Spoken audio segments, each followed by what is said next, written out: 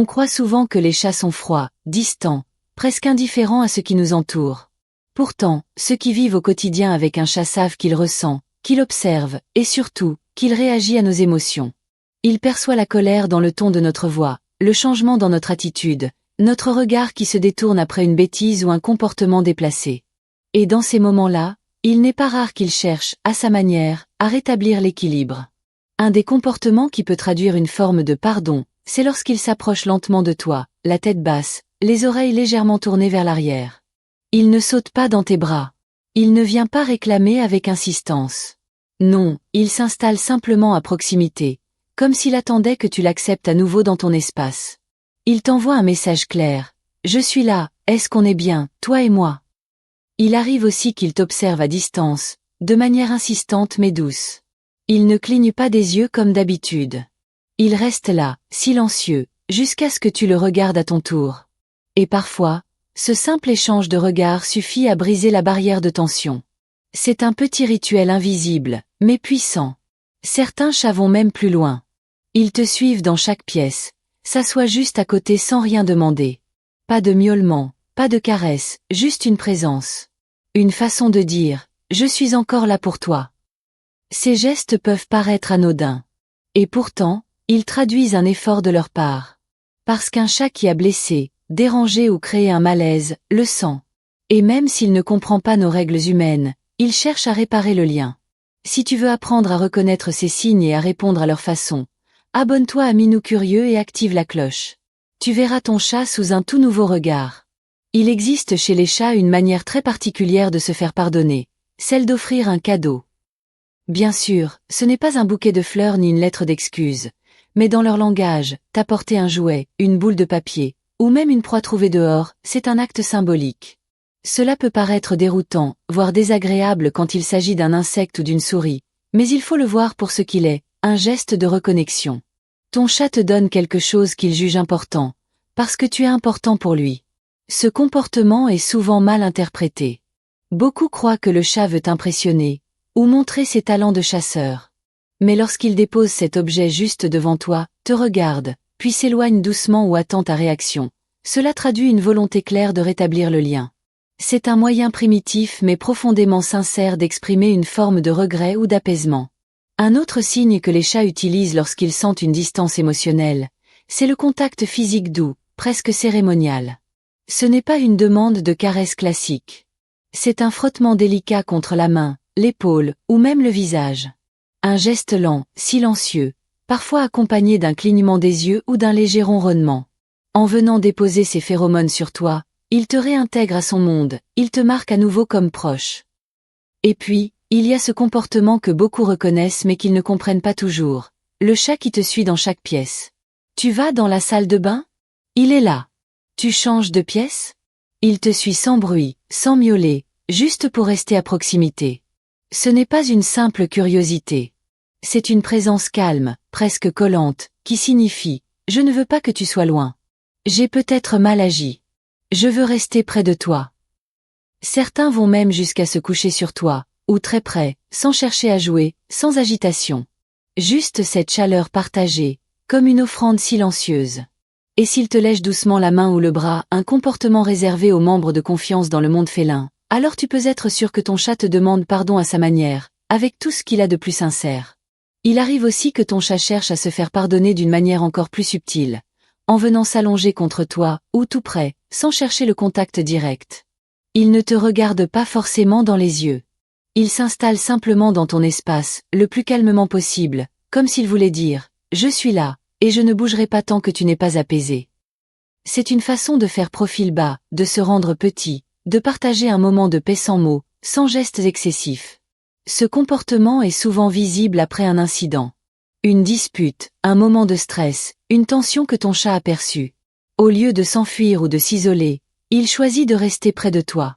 Il s'installe dans un coin du canapé, au pied du lit, ou contre ton dos si tu es allongé. Il ne cherche rien.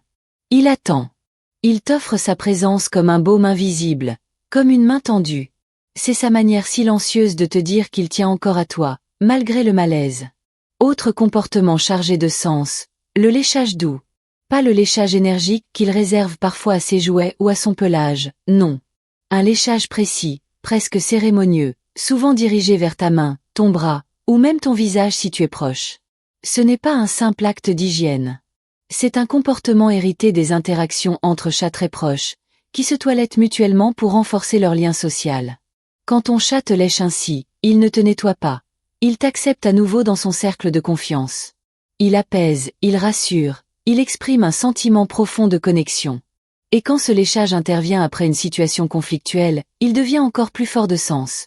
C'est un petit geste humble, presque timide, qui veut dire je suis désolé, et je veux retrouver notre harmonie. Parmi les gestes les plus discrets mais puissants que ton chat peut faire pour se faire pardonner, il y a le regard. Pas n'importe lequel. Celui qu'on appelle le clignement lent. Ce moment où il te fixe, puis ferme lentement les yeux avant de les rouvrir. Dans le langage félin, ce n'est pas un signe d'endormissement ou d'ennui. C'est un signe de confiance absolue. C'est comme un petit sourire d'apaisement. Lorsqu'un chat cligne ainsi lentement des yeux après un moment de tension ou de distance entre vous, c'est sa manière de dire « Je ne suis pas un danger, je veux revenir vers toi en paix ». Et si tu lui réponds en clignant toi aussi lentement des yeux, tu lui envoies un message clair « Je t'ai compris, et moi aussi, je veux réparer ». C'est une communication silencieuse, mais très profonde. Dans certaines cultures, on l'appelle même le baiser du chat. Un autre comportement souvent ignoré mais très parlant, le fait qu'il t'amène ses jouets. Pas pour jouer nécessairement, mais pour les poser près de toi, ou parfois même sur tes genoux. Ce geste est une offrande. Il te confie quelque chose qui a de la valeur pour lui. Et dans le cadre d'un malaise ou d'une mésentente, c'est un acte de réconciliation. Un chat ne donne pas ses jouets à n'importe qui. Il les cache, il joue seul avec, ou il les garde dans un coin bien à lui. Mais s'il vient les poser contre ta main, au bord de ton lit, ou sur ton sac, c'est qu'il veut partager ce qu'il aime avec celui qu'il veut retrouver. Il peut s'asseoir à côté, silencieux, ou même s'en aller après avoir déposé l'objet. Il aura fait sa part. C'est là toute la beauté de leur langage. Tout est dans le détail. Un regard, un jouet, un silence. Et derrière chacun de ces gestes, une intention sincère d'apaiser, de reconstruire, d'aimer à nouveau. Il existe des comportements que les humains interprètent souvent comme de simples habitudes, alors qu'en réalité, ils peuvent être des tentatives claires de réconciliation. L'un d'eux est le toilettage excessif, non pas sur lui-même, mais près de toi ou sur toi. Quand ton chat vient s'installer à côté de toi et commence à se lécher frénétiquement, tout en jetant des regards discrets dans ta direction, cela peut être une manière détournée d'attirer ton attention. Il essaie de te dire « Je suis là, je ne fais rien de mal, je suis calme, tu peux me pardonner ». Ce comportement s'accompagne souvent d'une posture relâchée, d'un corps étiré, d'un ronronnement doux. Le toilettage est une activité apaisante pour les chats, c'est une façon de réguler leur stress. Et lorsqu'ils choisissent de le faire juste à côté de toi, dans un contexte de tension ou de malaise, cela devient un message subtil de paix. Ils ne viennent pas chercher la confrontation. Ils montrent qu'ils sont détendus, pacifiques, et qu'ils veulent retrouver l'harmonie. Un autre comportement, plus rare mais très touchant, c'est quand ton chat t'apporte une couverture, un tissu, ou déplace un objet vers toi. Ce comportement est souvent observé chez les chats très attachés à leurs humains. Ils prennent un petit tissu, un coussin, ou parfois même leur propre jouet préféré, et le traînent jusqu'à l'endroit où tu te trouves. C'est un geste d'instinct, inspiré du comportement maternel de la chatte qui ramène ses petits à l'abri. Lorsqu'il t'apporte quelque chose de doux, de chaud ou de familier, c'est une manière de recréer un cocon émotionnel. Il ne sait peut-être pas comment réagir après t'avoir griffé, mordu ou ignoré. Mais il sait que ce geste a du sens. Il veut te montrer qu'il te protège, qu'il pense à toi, qu'il veut te rassurer. Il te dit, à sa façon, « Je me soucie encore de toi, malgré ce qui s'est passé ». Ces gestes sont précieux, car ils viennent d'un animal réputé pour son indépendance. Mais un chat qui aime et qui regrette, cherche des moyens de te le montrer. Et quand il t'apporte un objet, ou qu'il se toilette juste à côté de toi, c'est un petit cri du cœur, silencieux mais profondément sincère. Parfois, ce sont les moments les plus simples qui révèlent les gestes les plus sincères. Un chat qui demande pardon n'en fera jamais trop. Il n'implorera pas. Mais si tu es attentif, tu verras dans ses comportements les plus discrets une volonté réelle de recréer le lien. Un comportement souvent ignoré, mais très significatif, c'est lorsqu'il change d'endroit pour venir te rejoindre, alors qu'il ne le fait pas d'habitude. Il quitte son coussin préféré, sa cachette sous le lit, ou son poste d'observation en hauteur, juste pour venir s'asseoir dans la même pièce que toi. Ce déplacement peut paraître anodin. Mais chez le chat, ce genre d'initiative traduit une intention claire. Il fait un effort. Il abandonne un lieu de confort pour raccourcir la distance émotionnelle. Il n'attend rien en retour, il ne demande pas à jouer. Il vient juste, pour être là. Pour marquer une présence rassurante. Il s'installe calmement, parfois sans même te regarder, mais son corps parle pour lui. Je ne suis plus en colère, et j'espère que toi non plus. Un autre comportement tout aussi délicat est lorsqu'il t'effleure avec sa queue. Certains chats, après une dispute ou une tension, n'osent pas un contact frontal. Alors, en passant à côté de toi, ils laissent glisser leur queue sur ton bras, ta main, ou même ta jambe. C'est un geste de connexion douce, qui rappelle les rituels sociaux entre félins. Ce simple contact physique, rapide et intentionnel, est une manière de dire « Je suis encore là, je ne t'évite pas, est-ce que toi non plus ?» Il arrive aussi que ton chat utilise sa voix pour renouer. Pas un miaulement fort ou exigeant. Non. Un son doux, hésitant, presque timide. Il s'approche lentement, émet un petit bruit presque fragile. C'est sa manière de demander, sans forcer. Est-ce que c'est fini? Puis-je revenir vers toi? Ces vocalises émotionnelles sont fréquentes chez les chats très proches de leur humain. Et elles sont d'autant plus précieuses qu'elles ne sont pas systématiques. C'est une forme de dialogue émotionnel que seuls les liens profonds permettent. Enfin, l'un des comportements les plus émouvants reste celui du sommeil réparateur à proximité.